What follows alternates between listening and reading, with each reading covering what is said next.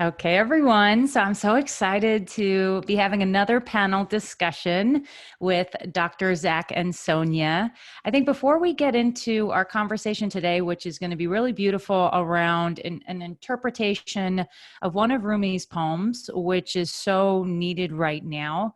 And then also, we're going to look at the conversation of self isolation and what that might feel like for people, and how this poem can be a little bit of a light for those that might need it. So before we dive in, Dr. Zach, want to tell us a little bit about who you are and what you do? Well, I'm a teacher of meditation, and I have a app that's a meditation app that totals 150 hours of guided meditations, and half of them are directed to the workplace, and the other to personal self-development. And that, is what I spend most of my time working with. And before that, I was an eye doctor and then a venture capitalist in healthcare. I helped start many companies. But the spiritual tug, or the central core of my life, was really about teaching spiritual people how to get in touch with their spiritual energies. And that's really got established when I was 19 years old as a college student, and had an awakening experience. And the experience was so profound that it was clearly that one of my missions in life was to teach people how to have experiences that got them in touch with their higher selves or true selves.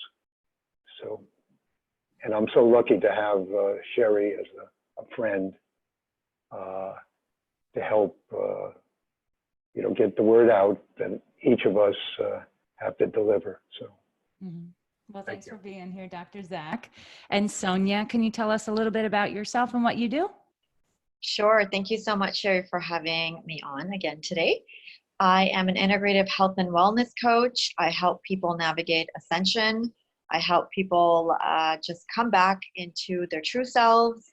I'm a student of Sufi mysticism, and I'm really here to help the planet. I'm here as a light worker to help everyone evolve into the best versions of themselves. And I start that by doing a purification transformational process, what I have gone through myself. And my journey started with an autoimmune diagnosis, and it just started to lead me back into myself. And I'm very, very grateful to be able to help people today. Well, thank you for being here, Sonia. Yeah. So when we look at, you talked about it, Sonia, with Sunni mysticism, and this poem is just so beautiful. And for those of you who don't know Rumi, I would suggest to just, research him. And Rumi, so beautiful. You'll find so much lineage and spiritual lineage there. And the poem I'm going to share now, what we're going to do today is we're going to hear first thoughts about this poem from both Dr. Zach and Sonia. I'd love to also learn about how each of you would interpret each line. There's only 4 lines, so we're not going to be here forever. But each line is so deep and offers so much wisdom. And I'd love to see, how this relates to your life and what you would interpret it with. So the first line, why should I seek? I am the same as he. His essence speaks through me. I have been looking for myself. And it's such a beautiful poem. It's so profound. And when you look at the feelings of self-isolation that some of us might be experiencing with the coronavirus going on, I'd love to hear from you first, Dr. Zach, with when you hear this poem, what are some of the first thoughts that come to you? well, it's interesting because I love Rumi's poems, and I think I mentioned to you, you knew this, that Rumi is the most popular poet in the United States, and he's a 13th century Persian poet. And it's obviously the man was enlightened. I mean, almost everything I've read of his work is incredible. And the first thing that comes up is another Rumi poem or line, which is, don't look at yourself as a drop in the bucket, but, or excuse me, a drop in the ocean. but as an ocean in the drop. So it's consistent with what he's saying in this poem, which is, you know, what's the relationship between our individual bodies and individual higher selves or souls, and how that pertains and relates to the spirit at large, the universal spirit. And it's really our challenge. I mean, here we arrive on this little speck of Earth. You know, actually, I was just looking up, our Earth travels through, on its orbit, about 70,000 miles an hour. So here we are, in these little bodies that we consider a little body, in this bigger body, in this almost infinite space, going 70,000 miles an hour. What's going on here? You know, how do we fit into all this? So, you know, and so we try to get a perspective on this small little body we find ourselves in. And then as we search inside ourselves, we discover more and more the power of our consciousness, and that our consciousness really has no limits to it. And then as we think about more of this limitless consciousness, all of a sudden at times, if some of us have these experiences where we all of a sudden, that consciousness sort of reaches out almost to the universal spirit in almost the same dimension in a way. And so then the question is, who are we? You know, it's Ramana Maharshi, one of the greatest Indian yogis, you know, has, you know, always taught people to keep saying, who am I? You know, that's the meditation. So you begin to peel away the onion as you meditate. My older brother,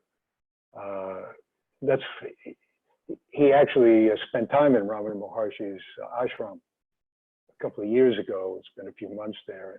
And his main meditation is that meditation about who am I? And so you can dwell your whole life in trying to figure that out and explore that as you begin to feel the differential and the commonality between yourself and the universal spirit.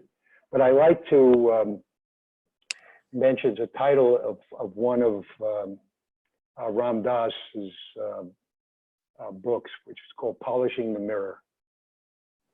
And what he was talking about or referring to was that we're really like a mirror.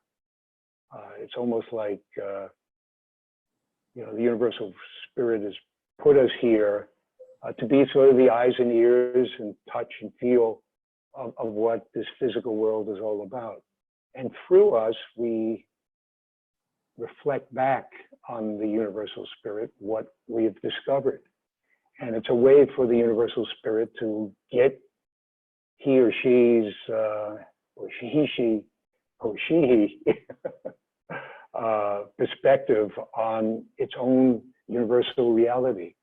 So we're an outgrowth. I mean, that's, you know, that's my perspective on it. And, you know. I love that. And Sonia, when you think about this poem, why should I seek? I am the same as he. His essence speaks through me. I have been looking for myself. What comes to your mind? What do you think about when you hear that? Thank you. I've been a big fan of Rumi since I was 18. My first book was Whispers of the Beloved, and he has been my guide ever since. And so every word of his is an activation. It sparks something within me. I also went to Turkey. I specifically went to Konya to visit him, and we stayed in the Rumi hotel. And at that hotel, I was saying, "Where are you? Where are you? I can't feel you." And I heard, "I've been with you all along." So in essence, why should we seek, right? Our true essence is the divine. It's God. And so we're seeking to find ourselves. We're seeking to find that solitude, the peace, the oneness, the love that we forgot because we came into multiplicity and we came into duality and we lost our way. And we are modern mystics here.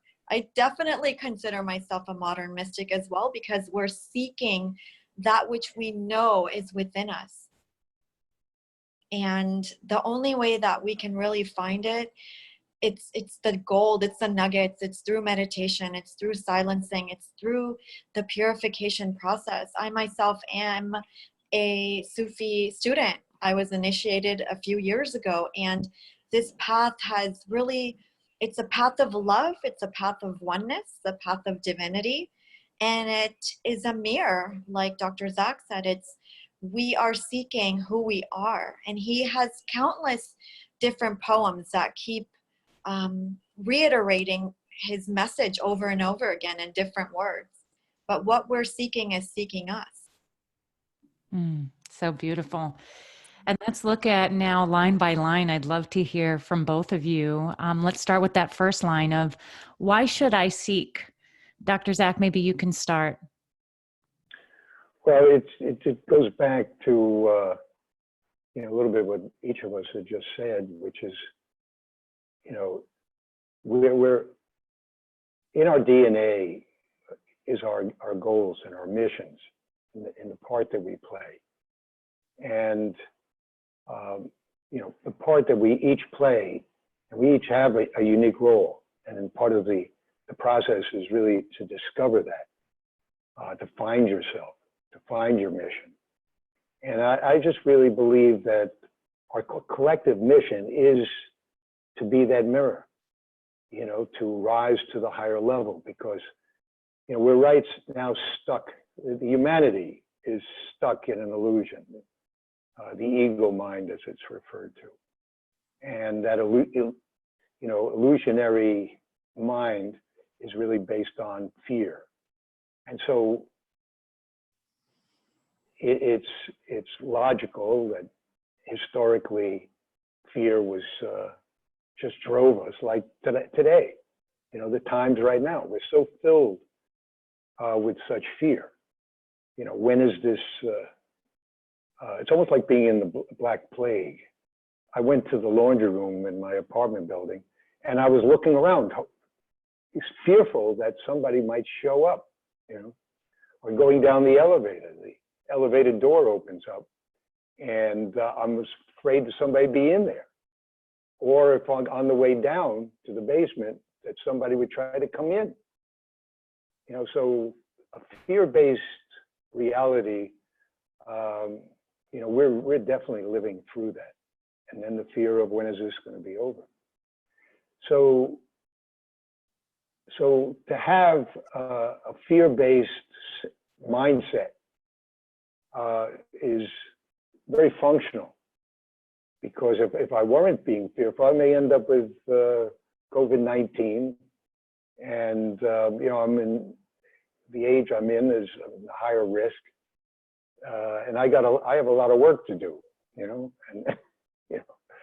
so but what happened was, in our mind, with being surrounded by such fear, our loved sense of self, or our loved true nature, just became overshadowed. And the ego mind, which I sort of characterize like a devil, it hides out in the shadows and doesn't, don't shine a light on me, and sneaks around, whispers in your ear, trying to get you upset, and so we've become consumed by that illusionary sense of self, and the love-based sense, our true nature, our true self, just got lost in the mix.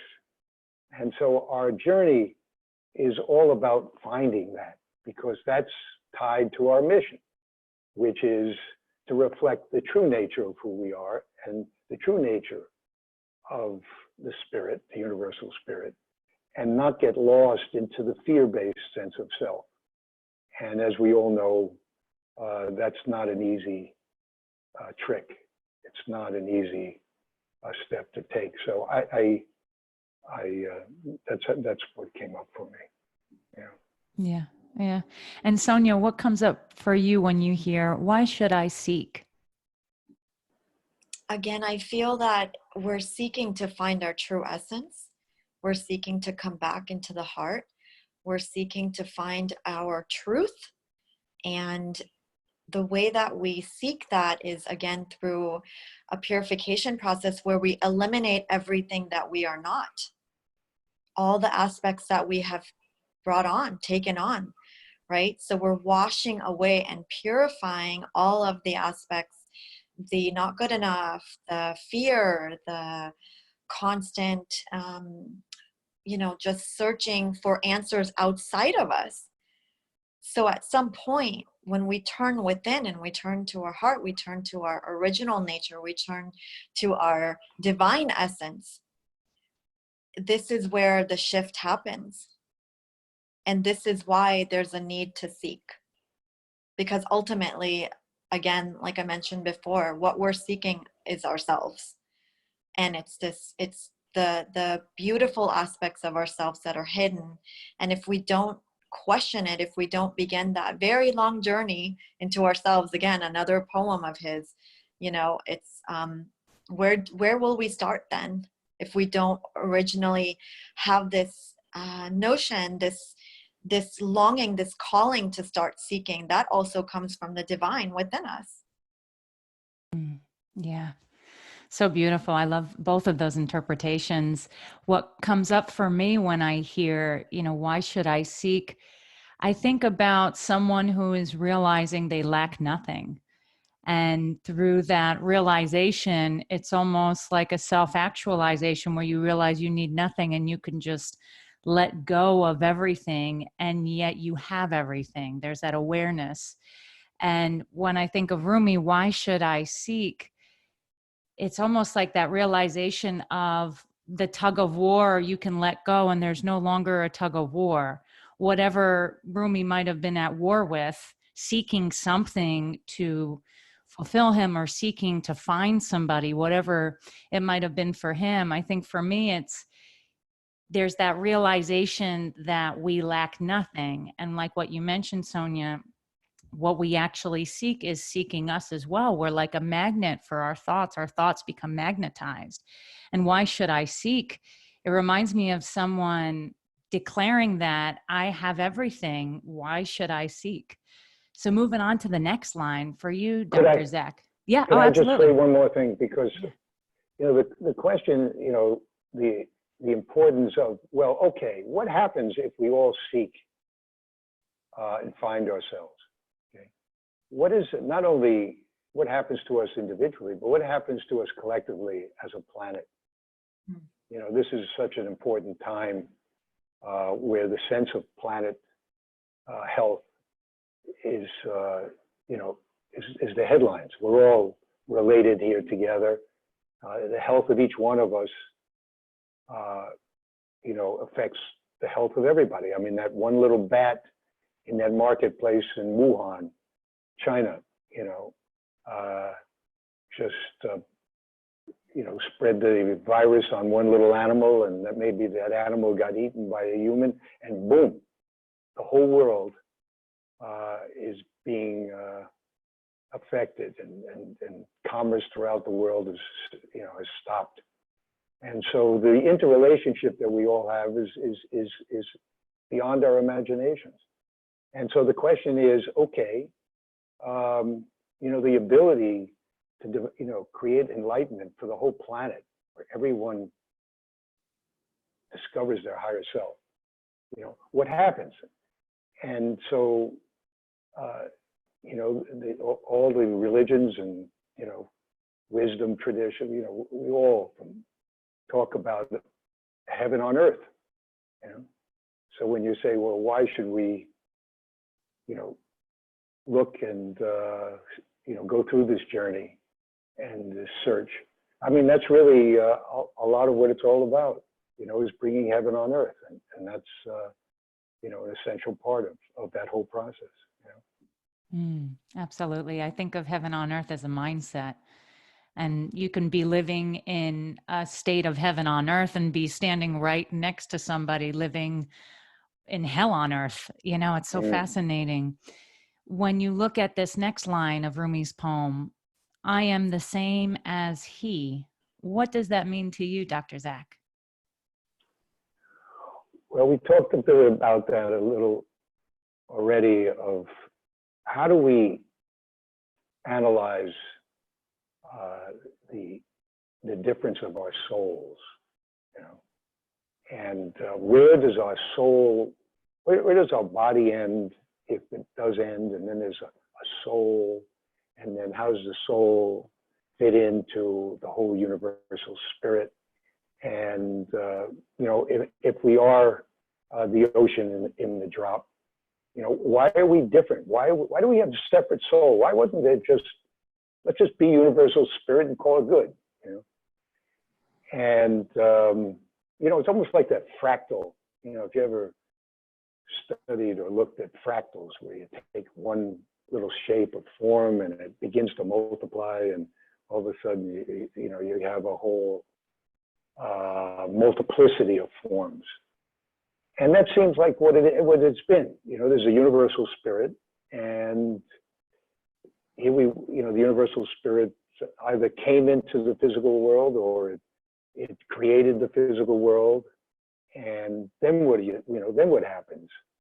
You know, there are definite particles, and there's differences, and there's this spot in space, and then there's another place in space, and so there's all these differences, and forms and life began, all created from the same universal spirit. And again, going back to, here we are in, quote, this little body. You know, I'll throw out another little fact about our bodies, that our bodies are not little. And even in the midst of this giant universe we find ourselves as, what we call home, is that, you know, I calculated how fast the DNA is manufactured in our bodies. You know, we have 10 trillion cells in our body, and in each cell there's 6 feet of DNA. So that's 60 trillion feet of DNA that's in your body. And so I did some rough calculations to find out what is the speed, the average speed of our body creating, you know, what we have right at this moment, 93 trillion feet. And it comes out to about 93,000 miles an hour is the speed that our body is creating our DNA at any moment.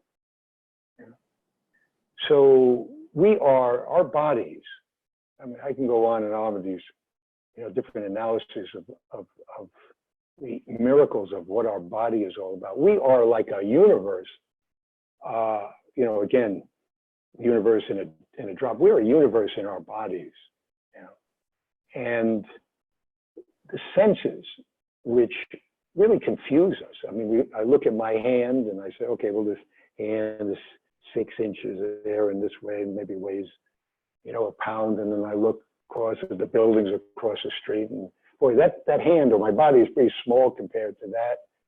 And then when I look at the sky, and so, okay, well, how does it all fit together? You know, and I love, if you read Deepak Chopra, you know, he has a book called We Are the Universe. And he's spending so much time now talking about our consciousness. And that it's really, at the end of the day, the whole thing is really just consciousness. This physical world is really just energy. You know, you break it down to the subatomic particles, it's waves and probabilities, and, you know, the deeper you go, the less substantive it becomes as far as what we think is substance.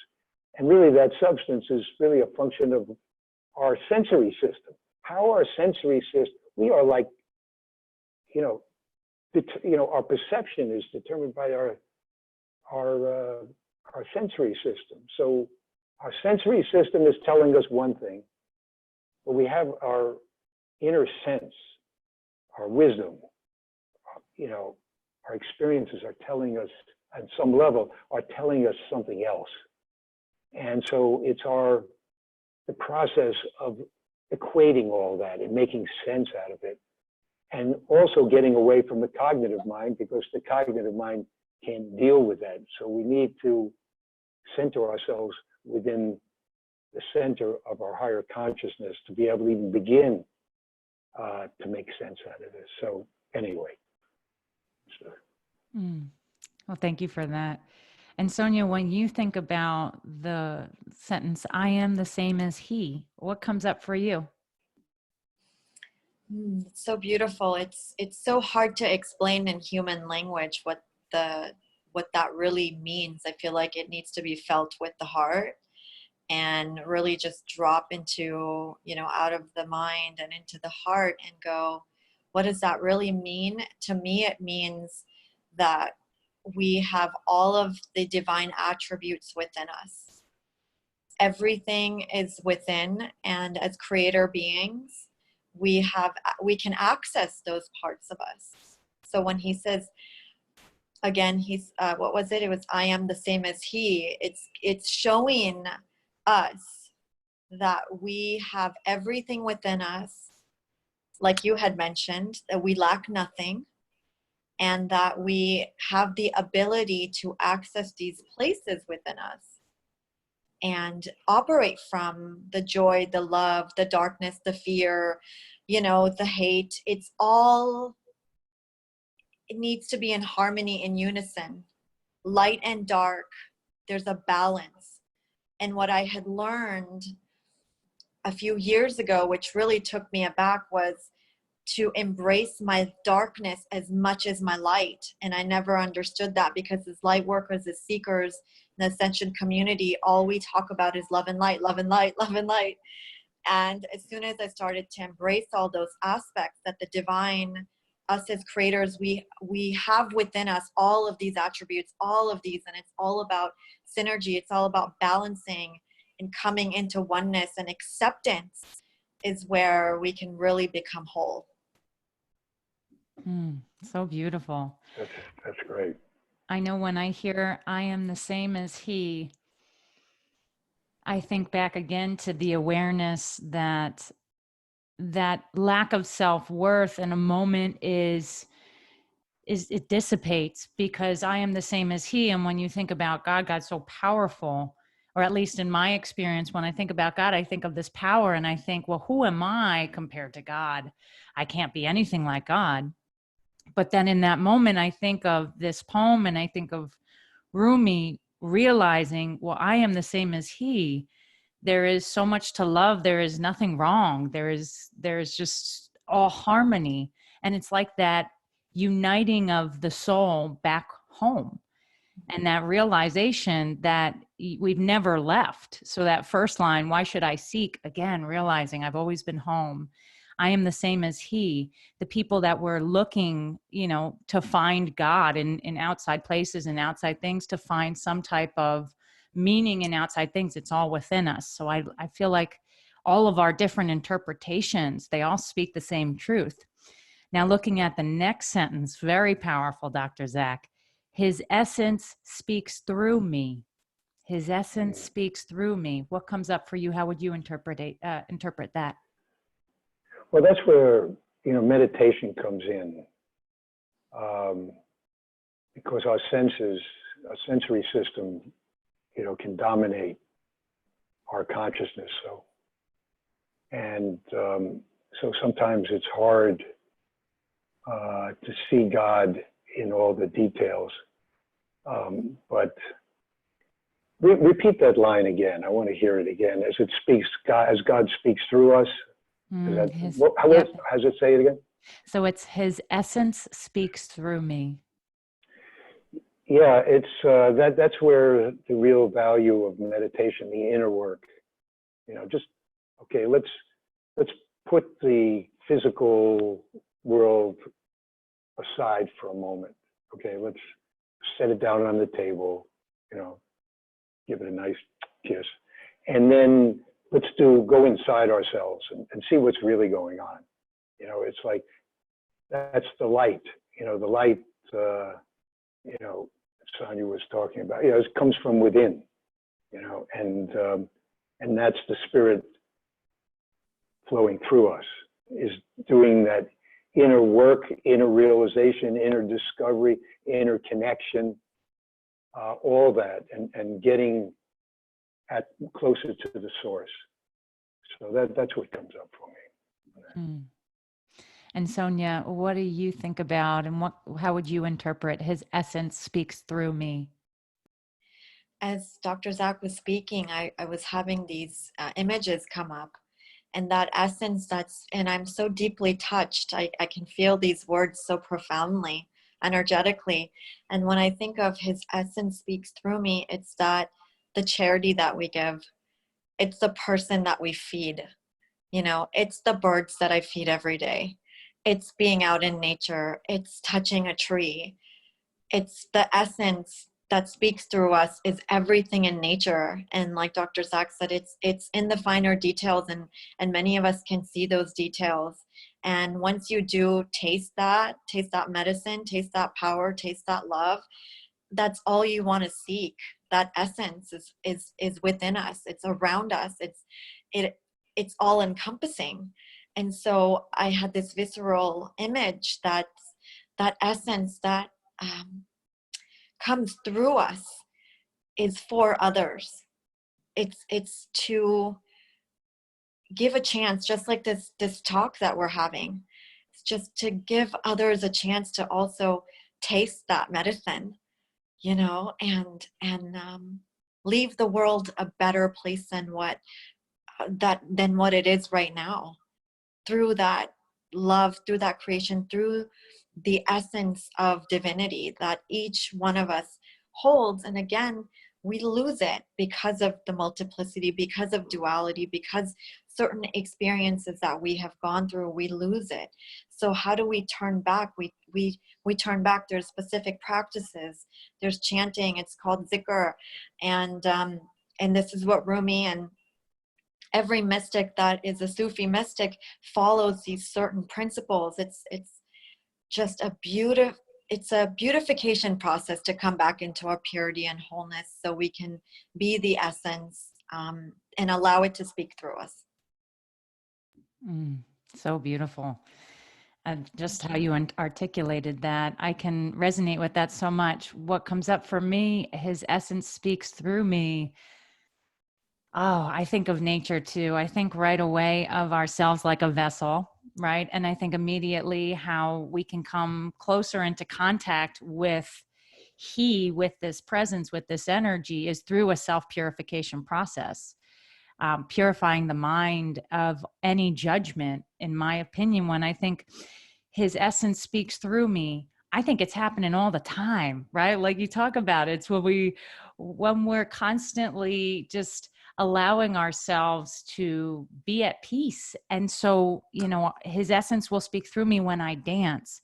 His essence will speak through me when I come on, to a video and I say, just, use me as an instrument of your peace. Like, we are in this body to communicate. And I think of what Dr. Zach you had mentioned about the senses and how we judge so much of the essence. I think the essence is constantly coming through us, but we're so critical that it's hard for us to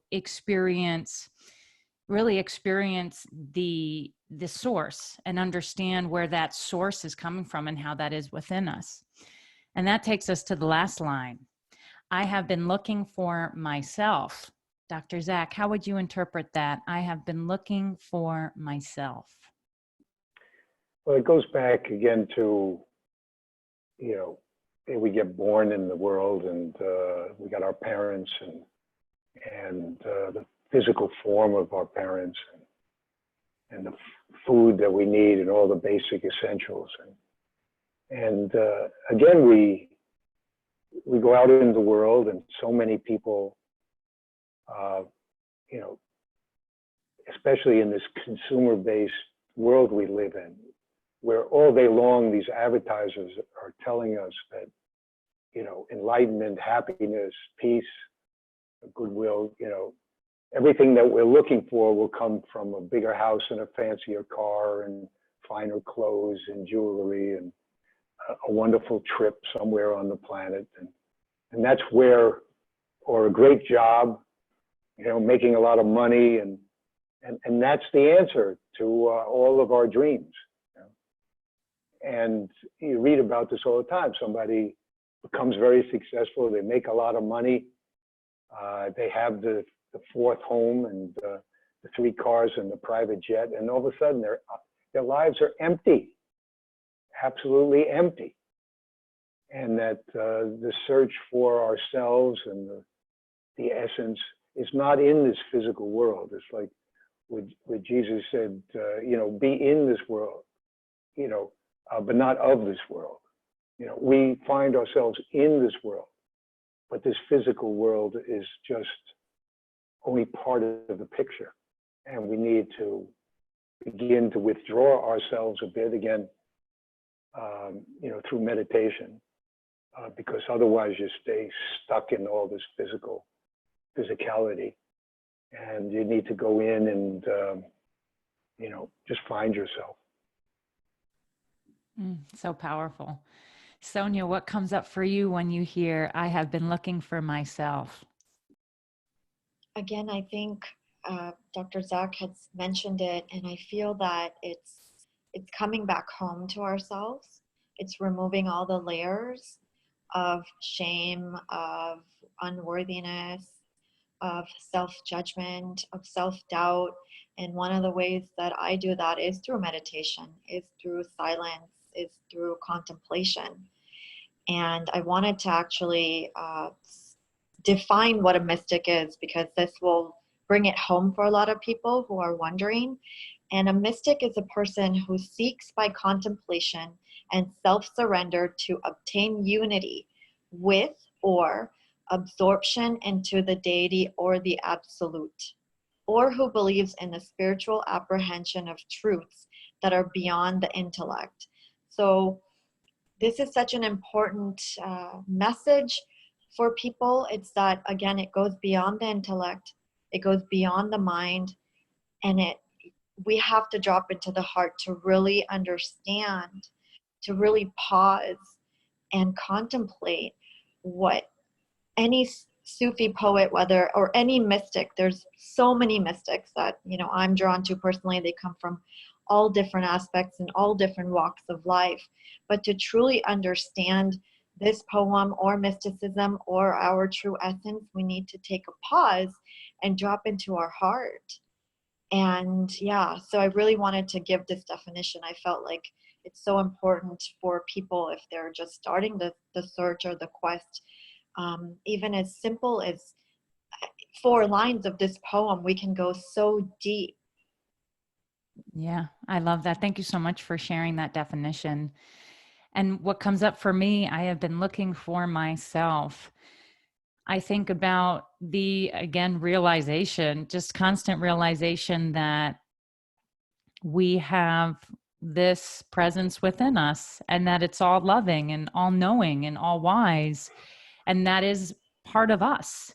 And that any of the fears that come up around who we are, and we think, who am I? And I think about, well, I am that I am. And I think of, you know, I have been looking for myself. It's realizing where we stand in that equation, that we're here and that we're one with that all loving source and that all loving presence, and that we can see and act from that place. And it's just simply that awareness. And it doesn't mean we have to do anything, right? Like, why should I seek? We don't have to do anything. It's part of us.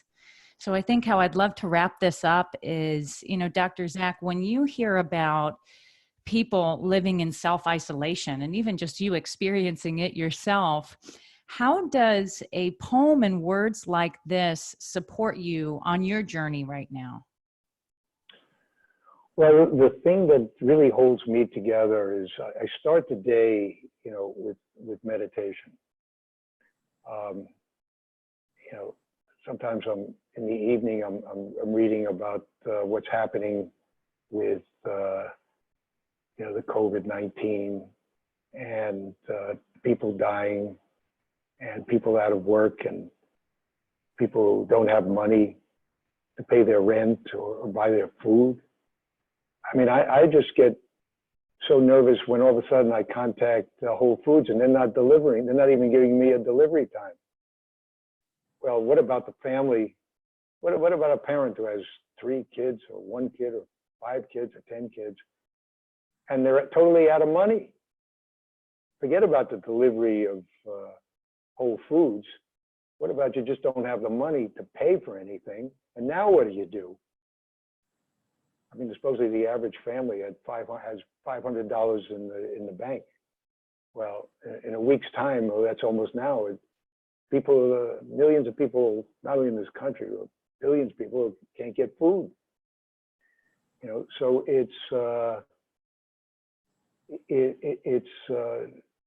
talk about straining the heart. You know, this really hurts the heart, you know, our sense of compassion. And so I when I wake up in the morning after probably I haven't been in contact with my dreams lately, but I'm sure my dream experiences are trying to process all that. So in the morning, before I look at anything or do anything, I do my meditation and do my breathing and body scanning. And one of the exercises I've been doing is breathing love, feeling the love coming from my heart, just filling my whole body with love energy, and then breathing out all of that fear out of my toes and fingertips. So I continue to do that. I let my chest expand with love and have it just spread throughout my whole body, and feel it and hold that love, and then get in touch with the fears and flow that out. And so after an hour or so of that and a few other exercises, you know, I'm ready to start the day. So that's how I've been dealing with this isolation and what's going on outside my apartment walls. Thank you for that. Sonia, when you think about this poem and folks feeling self-isolated, what comes up for you? What comes up for me is that every single individual, every one of us is having a unique experience anywhere on the planet, and we're exactly where we're supposed to be. What comes up for me is to look at the small things. I'm surrounded by windows, so I have nature all around me. I have birds all around me, and that doesn't make me personally feel isolated. And again, I also start my mornings with prayer, meditation, checking the energy, looking at my own energy, look at what I'm picking up, what's going on in the collective, transmuting that energy, and changing the channel if I am feeling fear, knowing that this fear is temporary, it is not real, and the only thing that's really going to get me through today is to be in the now and to not start thinking about the future or tomorrow and et cetera, et cetera. But again, like Dr. Zach said, there's so many people suffering. There's so many people who can't even put food on the table. You know, there's so much going on. And so I'm trying to help as much as I can with donations, with support, with even just holding someone's heart and being there and knowing that if you're going through something, you can call me, you know, just even letting people know that you're there and you're available to hold space for them is so huge right now. So if anyone is listening and they're feeling isolated, this is such a profound time, a profound reset, a profound pause to come back to ourselves, to really begin that inner journey. And this is another Rumi's poem. And he says, when are you going to begin that inner journey into yourself? And so I feel like this is such a perfect universal pause for all of us to begin that inner journey, to really start to go, we're never alone, even if we can't leave outside for a little while. Open your window, breathe the fresh air, you know, try to ground in nature. And, you know, again, try to create the future that you want. All of us can do that. All of us have the time to pause, to meditate, to pray, and really actively co-create what we want to see rather than dwell in the fear. Because again, all of this is very temporary. I couldn't agree more. That was put so beautifully. I can't thank you both enough for joining this discussion. I know when I think about self-isolation, I think of what we spoke about, fear. and overwhelming emotions that come up, racing thoughts, folks that can't sleep, folks that are just fixated on the issues and the problems, and just feeling their energy get really dampened and sad, and thoughts of anxiety and thoughts of depression, all of that. I sense it. But what I believe in is that we will get through this. And like you mentioned, Sonia, there's this universal pause. And what's fascinating is it's a painful pause. It's a powerful pause. It's a bit of a painful pause. We've got death going on, but I think it's also burning a lot of other stuff. For me, I feel like it's burning everything that I had going on, and it's just leaving God there. It's like it's emptying me, and then there's just God there. And so I'm left, having these conversations and thinking, you know what, how can we make the most of it and stay positive and stay optimistic? And I just want to thank you both for, lending your encouraging words and sharing with everyone how you would interpret this poem. So thank you so much. Thank you Thanks for so much. having us. This was